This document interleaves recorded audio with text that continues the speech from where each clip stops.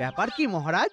আজ যেন আপনি কেমন খোশ মেজাজে আছেন? খাম্বাজ রাজ্যের রাজা সেরা বুদ্ধিমান পুরস্কারের জন্য গোপালের নাম বিবেচনা করেছেন।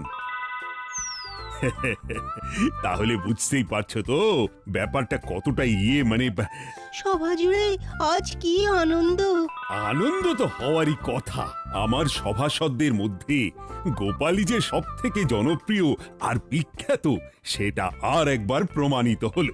আমি মানতে পারলাম না মহারাজ। মহারাজের জরুরি তলব পেয়ে এলাম। কি প্রয়োজন মহারাজ? খাম্বাজ রাজের হাত থেকে তুমি সেরা বুদ্ধিমান পুরস্কার পেতে চলেছ, আর তুমি কি না বাড়িতে বসে আছো? শুধু শ্রম করলে হবে মহারাজ, একটু বিশ্রামেরও তো প্রয়োজন, তাই না? গোপালের কেবল দেখনদারি, আওয়াজ বেশি, বুঝলে? তাহলে আমার একটা সহজ প্রশ্নের উত্তর দিক রাজসভায় কেউ।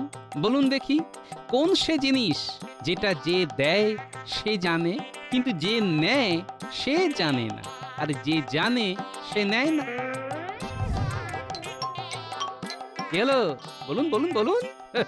ওই তো মানে এই তো মানে কি জানো, মানে পেটে আসছে কিন্তু ইয়েতে মানে মুখে আসছে না। হ্যাঁ, ওই তো না করে সোজা কথায় বলো না যে জানি না। না না গোপাল, তুমি বলে দাও, কেউই তো দেখছি বলতে পারছে না। এর উত্তর জ্ঞান মহারাজ। এবার তো মন্ত্রী তুমি মানবে যে গোপালের বুদ্ধির সাথে সাথে জ্ঞানও আছে।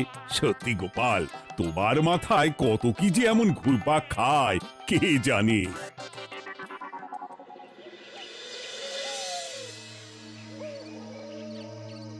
না না না না না না না, গোপালকে নিয়ে মহারাজের এই বাড়াবাড়িটা আর সহ্য করা যাচ্ছে না।